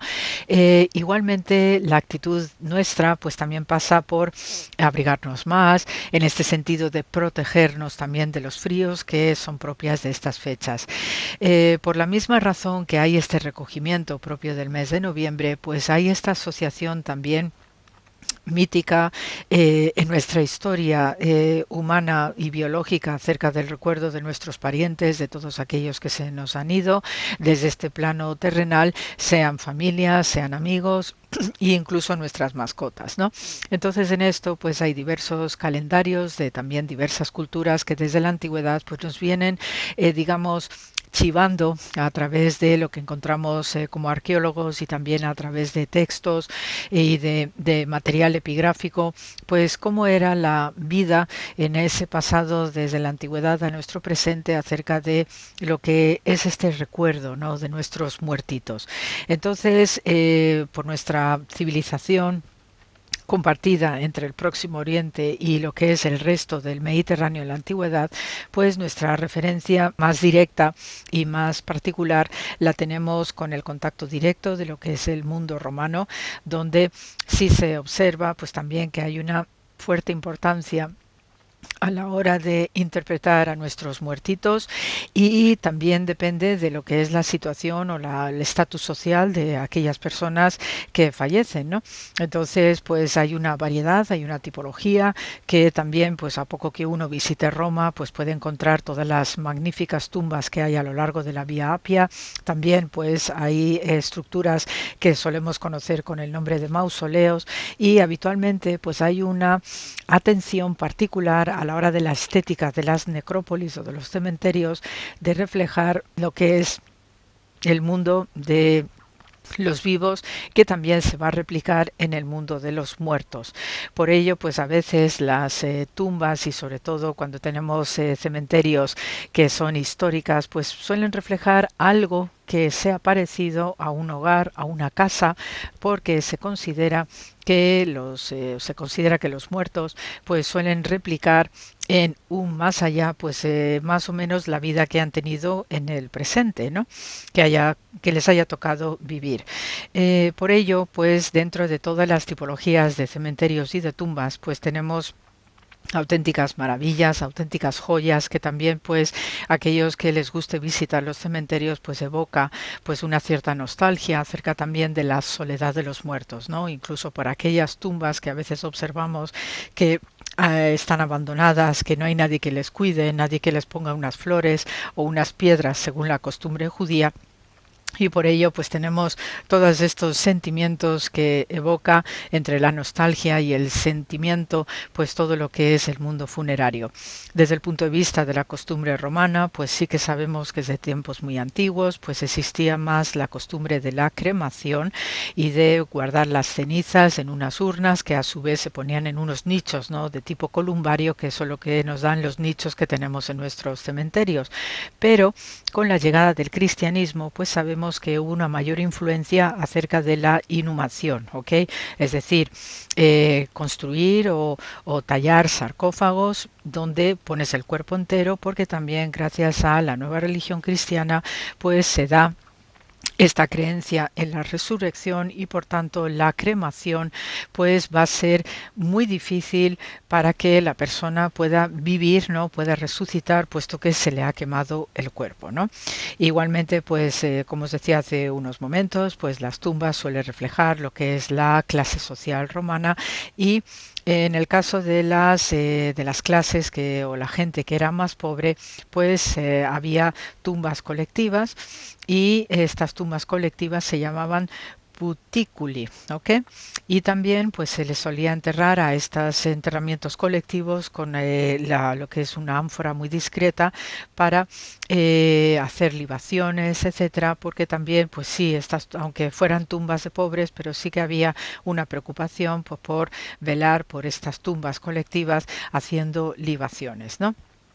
También pues sabemos que existía la costumbre de los sarcófagos, igualmente osarios, que eran osarios de cerámica, donde también pues se solían colocar los cuerpos de los difuntos. Y eso sí, ya para las familias más ricas, pues sí que tenemos, ¿no?, estos mausoleos como la tumba de los Escipiones o la pirámide, ¿no?, de Gayo Cestio, por ejemplo, que a veces pues estos mausoleos, como eran para ya familias de cierto pedigrí social, pues entonces se añadían un columbario, que eran pues un columbario pues suele ser los hogares donde, simulando los lugares donde viven las palomas, que por eso recibe el nombre de columbario, pues allí es donde se colocaban las urnas de las cenizas de aquellos difuntos pertenecientes a esta familia rica que habían sido cremados. Ya desde el punto de vista de lo que es el judaísmo, pues bien sabemos, ¿no?, que desde fechas muy antiguas existe la costumbre del enterramiento en tumbas cueva, y entonces allí también pues sabemos que hay estas fases, y esto va a ser una constante a lo largo de toda la historia de Israel, en particular de enterrar a los muertitos sin ningún tipo de cremación, y simplemente se depositaban los cuerpos envueltos pues en una estera o en lienzos linos, ¿no?, un lino, un sudario, ¿no?, hecho de una cierta calidad para la purificación del cuerpo. Y en estos enterramientos en cuevas, pues una vez que había pasado pues el tiempo razonable de descomposición de la carne, pues se volvía a la tumba, y entonces se ponían o se recogían los huesos en un osario. Esto bien sabemos que por lo menos desde fecha del Calcolítico, alrededor del 4000 antes de era cristiana, pues viene siendo una costumbre recurrente, que además también sabemos que todavía se daba en tiempos de Jesús de Nazaret. Lo habitual es que las familias, pues el jefe de familia comprase un trozo de terreno, y entonces a partir de ese trozo de terreno, con el condicionamiento adecuado de tipo cueva, ¿no?, cueva natural, pues fueran construyendo allí lo que sería el equivalente a un mausoleo familiar, que no es de sillares, sino simplemente utilizando estas cuevas naturales en el terreno. Entonces así sabemos que el patriarca Abraham, cuando muere Sara, pues toma conciencia de que tiene que tener un lugar donde enterrar a su esposa, pero también al resto de la familia. Luego también José fue enterrado en lo que era la tumba cueva colectiva que había comprado, ¿no?, en un terrenito el patriarca Jacob en la ciudad de Siquem. Habitualmente pues cuando el pater familias, ¿no?, el padre de la familia, pues era el encargado de comprar estos terrenos particulares para ser el lugar de enterramiento individual y también de la familia, pues habitualmente lo hacía directamente, o también pues podía encargar a alguna persona que hiciera la mediación, que hiciera el papel de intermediario para precisamente comprar ese trozo de terreno. Entonces habitualmente la configuración de estas tumbas en estos trozos de terreno de manera natural en las cuevas, poco a poco con el tiempo, y especialmente a partir de la Edad Media, sí que va a tomar la forma de lo que es el cementerio típico que nosotros conocemos, ¿eh? Entonces, al igual que los romanos que enterraban a sus personas en las vías principales de acceso a la ciudad monumental de Roma, por poner un ejemplo de nuevo con la Vía Apia, pues también los judíos tienen la tradición y la costumbre de no mezclar el mundo de los vivos con el mundo de los muertos, y también pues sus tumbas y compradas en terreno pues estaban fuera de las ciudades, e igualmente con el tiempo, cuando se consolida esta idea de cementerio judío, pues van a estar también localizadas fuera de las ciudades, ¿no?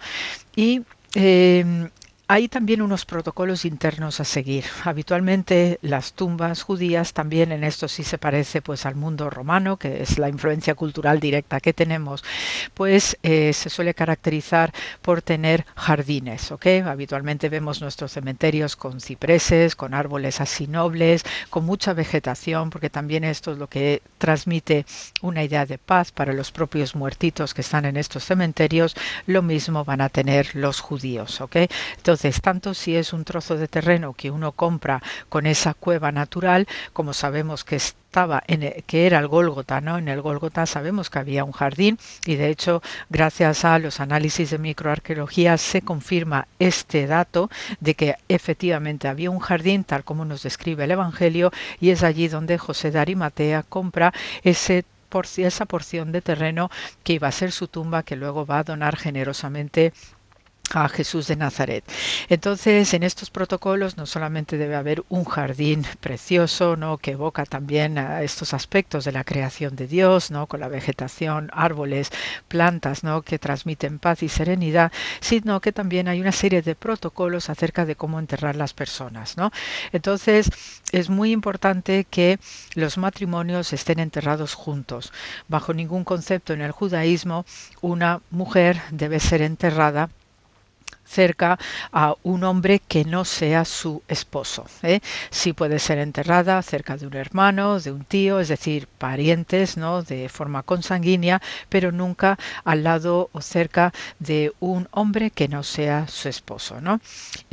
También, pues en el caso de que hubiera varios matrimonios, porque hay viudedades por medio, entonces sí también se contempla que las personas viudas vayan siendo enterradas lo más cerca posible y por orden de matrimonio de aquellos cónyuges, ¿no?, que han sido viudos o viudas. Entonces también pues hay una especie de orden, de turno acerca de los enterramientos en función del número o del orden de matrimonio, ¿eh?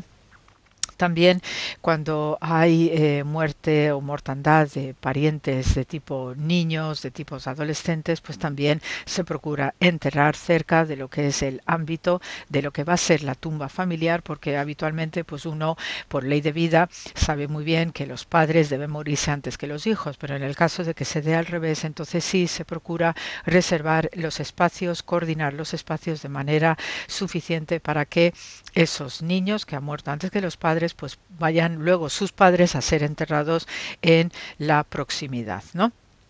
Entonces, también pues cuando hay cuestiones, que esto era también muy habitual en el pasado, que hubiera matrimonios interreligiosos, pues también se contemplaba pues la posibilidad de enterramiento en un cementerio judío o en un cementerio no judío. Entonces eso ya pues en la antigüedad se procuraba que la parte del matrimonio que no era judío pues se intentaba que fuera enterrado en la parte judía de un cementerio. Otra cosa es que hubiera alguna petición expresa por el cual pues aquellos cónyuges, ¿no?, si la parte judía quiere ser enterrado en un cementerio y propiamente judío y la parte no judía en un cementerio que no sea judío, pues ahí sí se podía presentar algún tipo de complicación, porque según la ley judía pues entonces es obligatorio que el matrimonio esté enterrado junto, perdón. Otra cosa es que por ejemplo hubiera falsas conversiones, y entonces en esto el judaísmo sí que proscribía de una manera categórica que el falso converso bajo ningún concepto debía ser enterrado en un cementerio judío. También hay una clara distinción entre pues los condenados a muerte, entre aquellos que han estado encarcelados con una pena durísima, ¿no?, de cárcel, que después fallece. Cómo se debe tratar el cuerpo de estas personas, y lo que se tiene muy claro es que una persona, digamos, normal, que no tiene delitos, que no tiene penas a sus espaldas ni nada que se le parezca, y mucho menos prisión, pues sigue un enterramiento, digamos, habitual con su familia, etcétera, ¿no?, en un trozo de terreno o una tumba, ¿no?, digamos, familiar. Pero aquellos que han pasado por la cárcel, que hayan pasado, ¿no?, por digamos, conductas no demasiado éticas o morales, pues no deben ser enterrados conjunto con aquellos que no han cometido actos, digamos, indecentes o indecorosos, ¿no? Entonces, las normas acerca de los enterramientos son sumamente estrictos en el campo judío, porque hay también la preocupación y el estar pendientes de la resurrección en ese mundo venidero, y por eso pues se pone especial cuidado en cuidar que la persona que ha fallecido, tanto si es prematuramente fallecida o si ha cumplido su ley de vida, pues que tenga todo el decoro posible en ese enterramiento, con todos los tratamientos adecuados por parte del rabinato, etcétera, etcétera. Y esto sí que se cumple a rajatabla desde que tenemos noción de la historia de Israel, esta preocupación constante por la forma en que enterramos a nuestros muertitos, y sobre todo porque siempre hay esta convicción de que volvemos a Dios y por tanto debe hacerse con el máximo de respeto y de decoro. Así que con la grabación del programa de hoy se os manda mucho amor, siempre pendiente de nuestros ancestros, aquellos incluso que no conocemos, porque gracias a ellos pues estamos en este plano de nuestro presente, y les debemos nuestro máximo respeto, amor y el deseo de que siempre van a estar con Dios y cuidando de nosotros también desde donde estén. Así que, lo dicho, gracias por la escucha y hasta la semana que viene.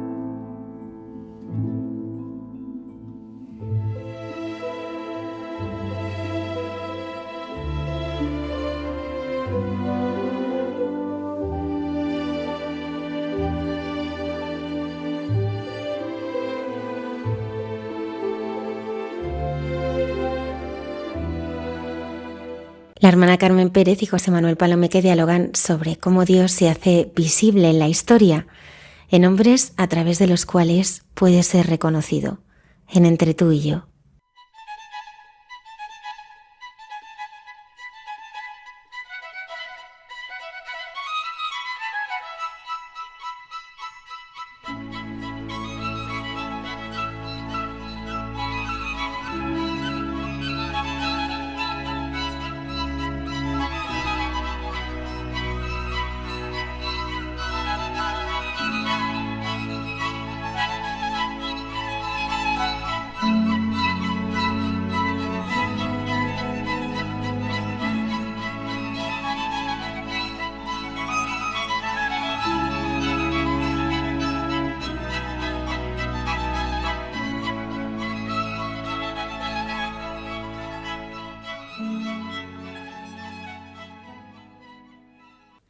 José Manuel, vamos a dialogar sobre el Dios de Abraham, el Dios de Isaac, el Dios de Jacob, el Dios de Moisés y no sigo, seguiremos. No, vamos a ver.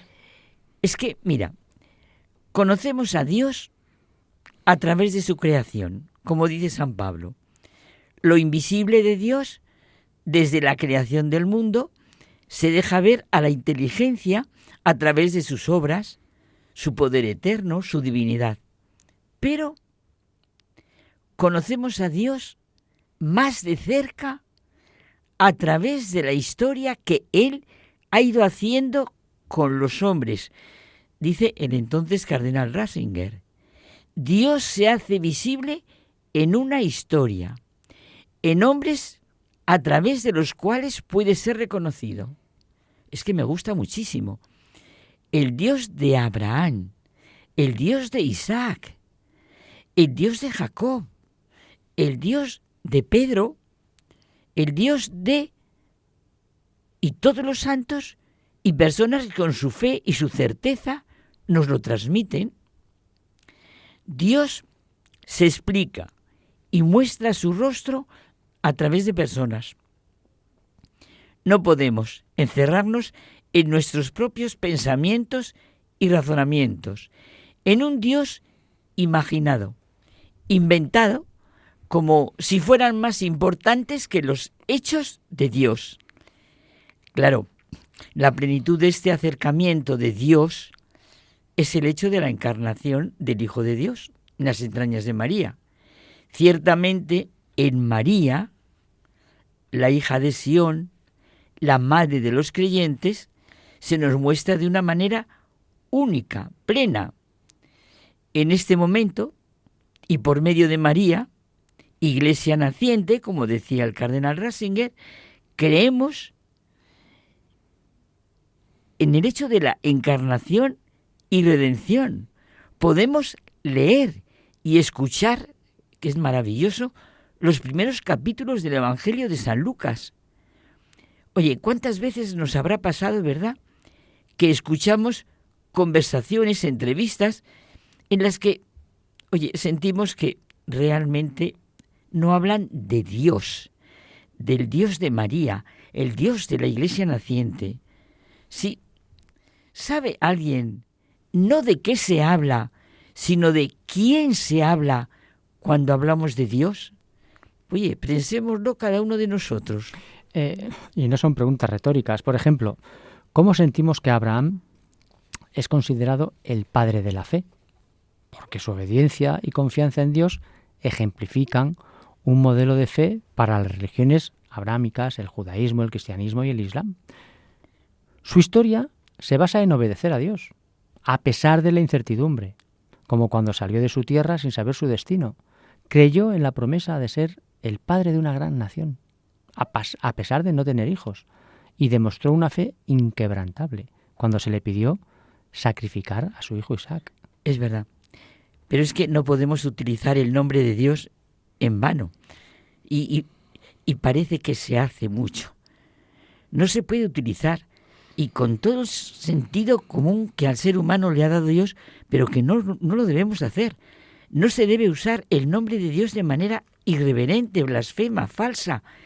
Evidentemente incluye, bueno, por supuesto, jurar en falso, maldecir, Dios mío, usar su nombre sin respeto, vamos. Vivir de una manera inconsistente con la fe que se profesa, como decir que se es cristiano y no vivir el Evangelio. El nombre de Dios se usa con mucha frecuencia y quizá más que nunca, pero en el fondo, ¿cuántos realmente saben de qué hablan cuando hablan de Dios? Es verdad.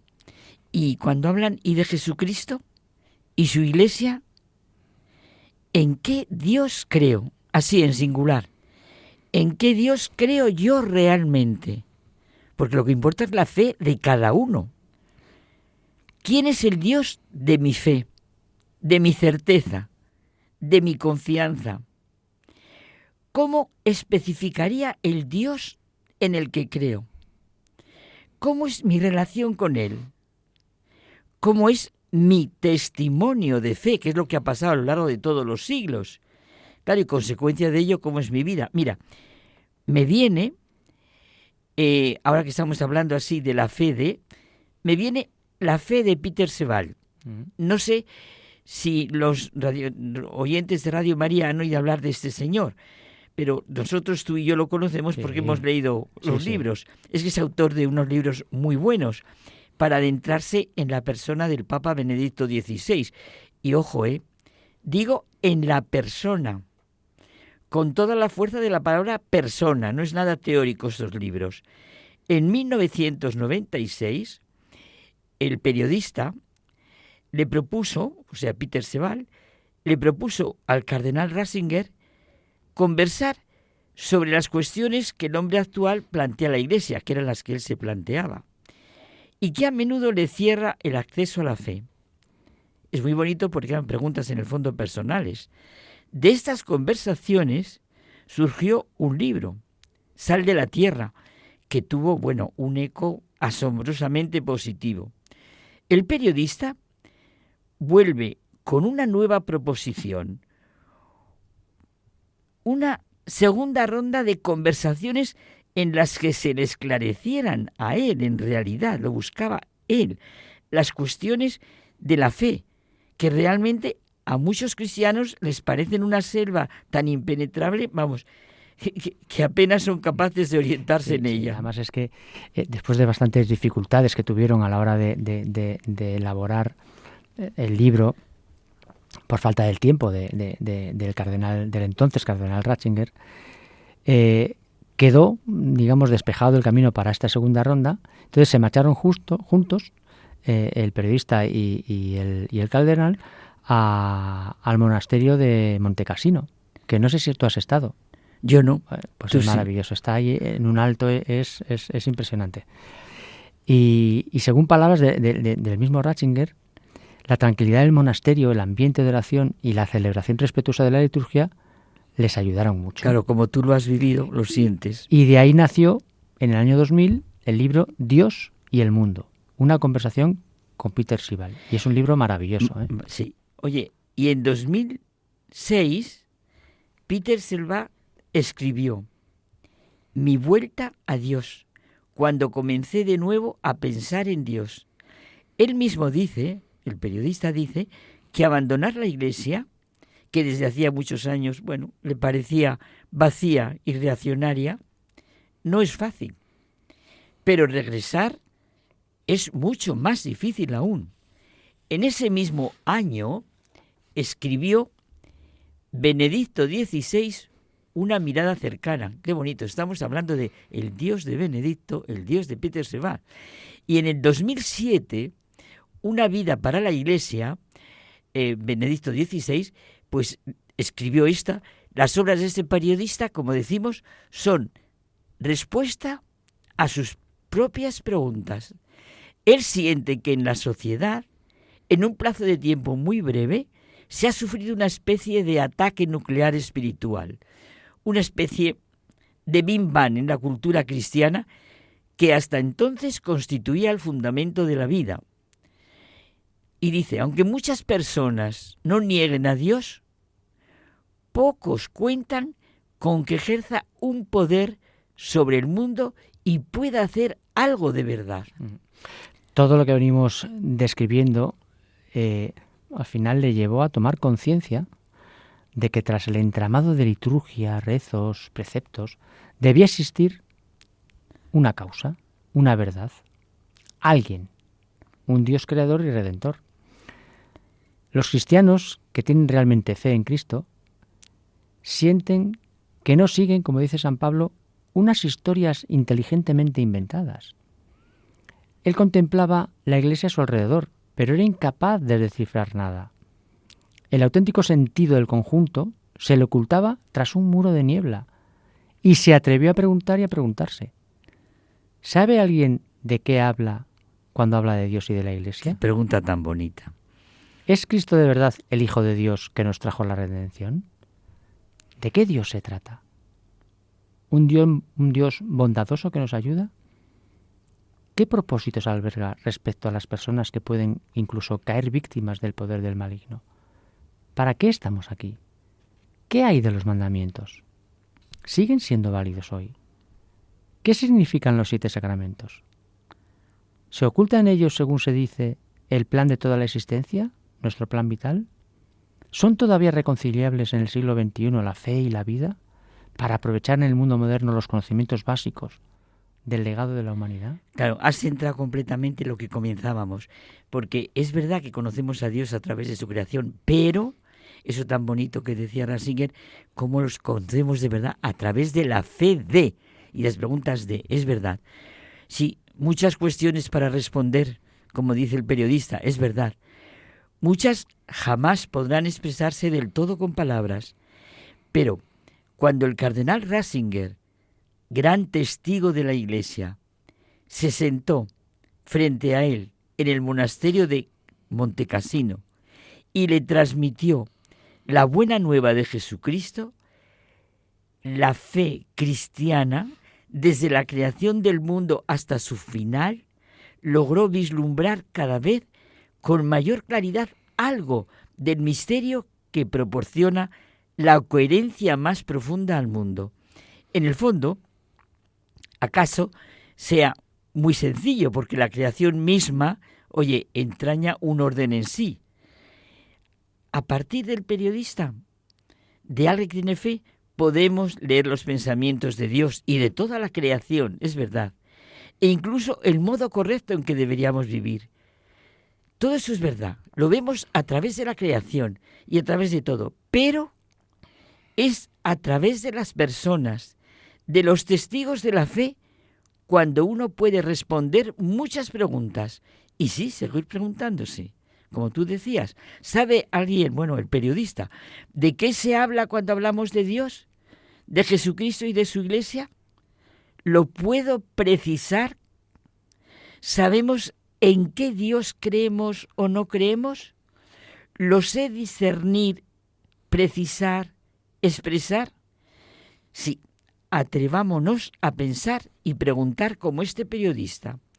Con su actitud y capacidad de reconocer, será un nuevo despertar y un nuevo inicio lleno de sentido gracias a través de la historia que ha ido haciendo la fe de los hombres llenos del Espíritu Santo. Ojalá, José Manuel, nuestros amigos puedan hablar de la fe de José Manuel, de la fe de Carmen.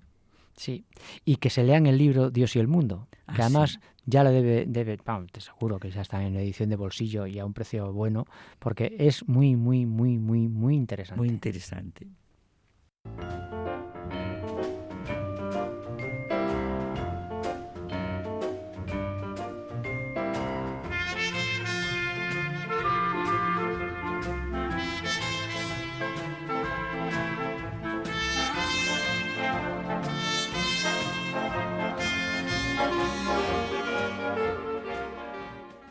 Nos despedimos hasta el próximo programa. Ya sabéis que podéis escribirnos a una dirección de correo electrónico de muchagentebuena@radiomaria.es y además descargaros nuestros podcasts en la página web de Radio María. Os deseamos una feliz semana. Gracias por estar ahí.